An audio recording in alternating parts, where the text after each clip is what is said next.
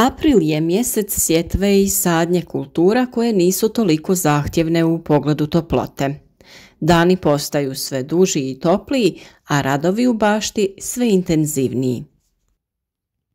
Ovo je mjesec njegovanja presadnica, ali i mjesec u kojem sadimo i sijemo mnoge biljne vrste. Svaki lijep dan iskoristiti ćemo da obavimo baštenske radove. Česta je pojava mraza i sa sjetvom nekih kultura poput mahuna treba još pričekati i odložiti je do kraja ovog mjeseca ili početka maja. Njegovati presadnice koje smo uzgojili iz sjemena vrlo je važno. Treba ih zaštititi od hladnoće i eventualnog mraza. Prihraniti sa potrebnim elementima i biostimulatorima kako bi bili otporniji na oscilacije temperature te bolje napredovale. O ovoj temi smo dosta govorili, pa potražite takve video savjete na našem kanalu. Prirodnoj prihrani i zaštiti mladih biljaka izbora je mnogo. Od sode bikarbone, mlijeka i cimeta do žare i nima. Paprike, patliđan, paradajz i druge presadnice nastavljamo njegovati u plastenicima ili drugom zatvorenom prostoru. Biljke su sada u osjetljivoj fazi rasta i razvoja, a vremenske prilike se brzo smjenjuju. Ukoliko ih još niste posijali, početak aprila je zadnji termin za njihovu sjetvu. U ovom mjesecu obavite i sjetvu krastavaca, tikvica, bamije ukoliko ćete ih uzgajati iz presadnica. Pravo je vrijeme da se mlade biljke pikiraju u veće posude, a zatim da ih prihranimo odgovarajućim hranjivima. Za većinu toploljubivih kultura temperatura u plasteniku ne bi smjela biti niža od 15 stepeni, jer će to izazvati stres i slabije formiranje cvjetnih pupoljaka, što će umanjiti rod. April je i mjesec sjetve i sadnje kultura koje nisu toliko zahtjevne u pogledu toplote. Idealno je vrijeme za sadnju krompira.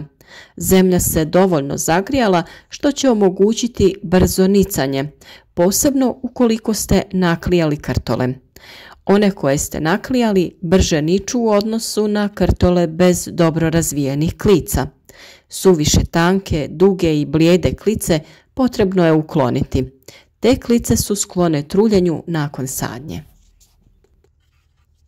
Naravno da sve o tim potrebnim radnjama i samoj sadnji krompira imate detaljne videe na našem kanalu. Osim krompira, sade se i presadnice kupusnjača koje smo ranije posijali.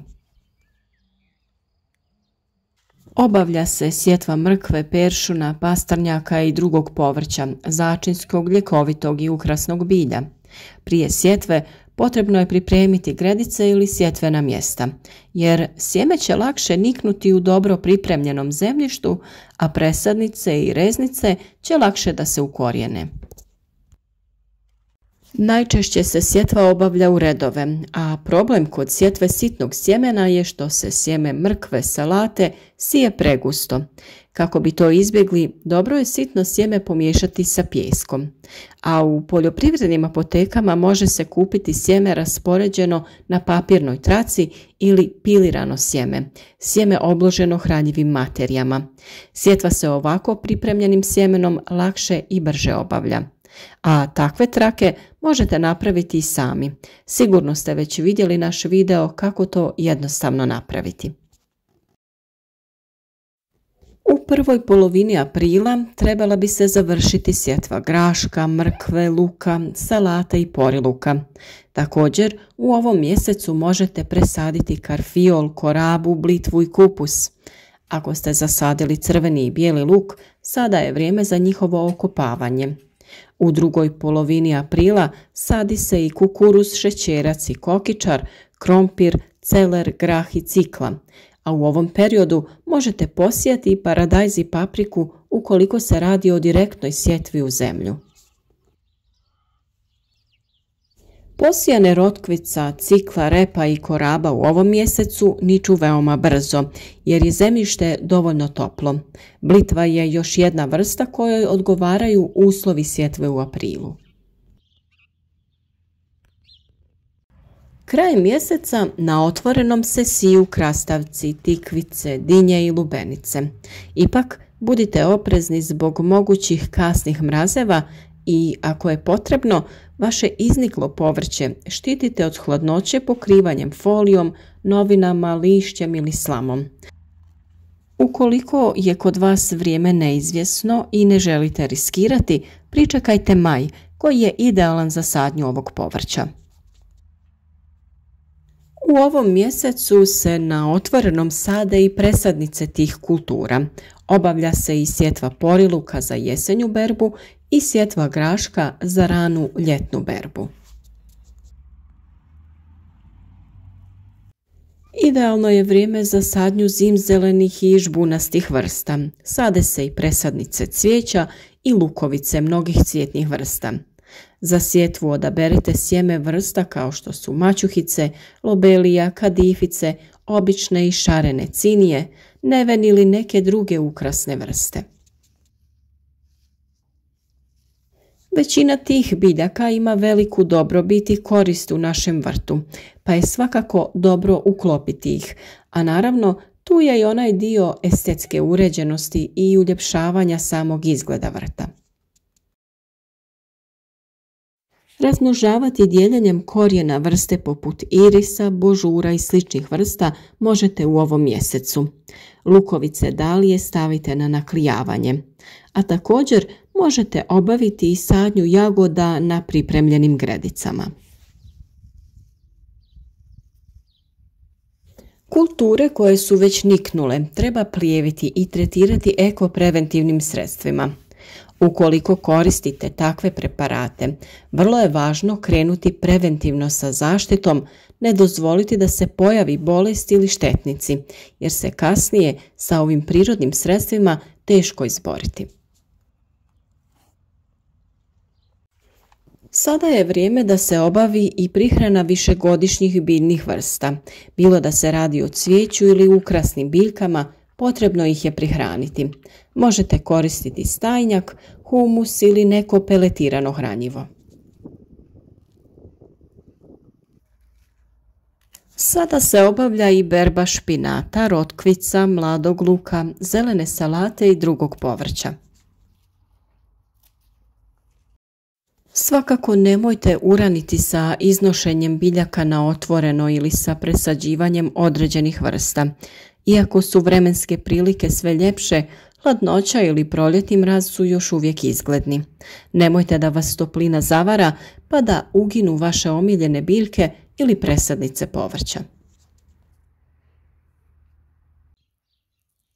Kako bi privukli korisne kukce koji će biti vaši saveznici u prirodnoj borbi protiv štetnika, u blizini vašeg vrta ili u njemu postavite ovakve kućice gdje će pčele samice, bubamare i drugi korisni kukci naći utočište i pomoći vam zadržati štetnike van vašeg vrta.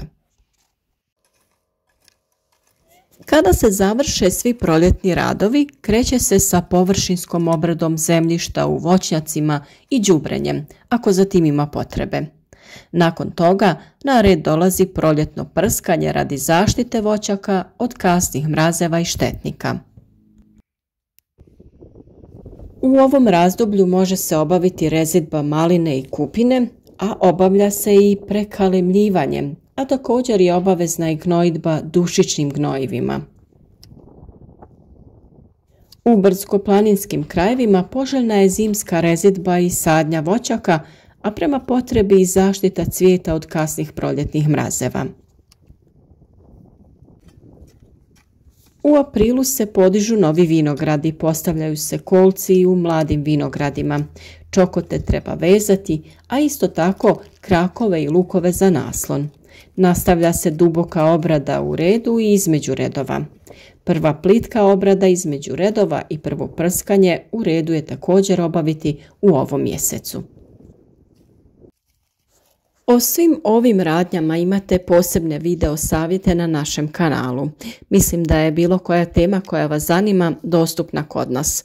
Od sjetve, uzgoja presadnica, sadnja, uzgoj i presađivanje voćaka, njihovo razmnožavanje, zaštita i prihrana. Bilo da se radi o potpuno prirodnom ekološkom uzgoju ili želite neki savjet koji uključuje i neke hemijske preparate. Nadamo se da ćete naći nešto korisno i da će to biti razlog da se u ovoj i narednim sezonama uzgoja družite s nama i redovno pratite naš kanal.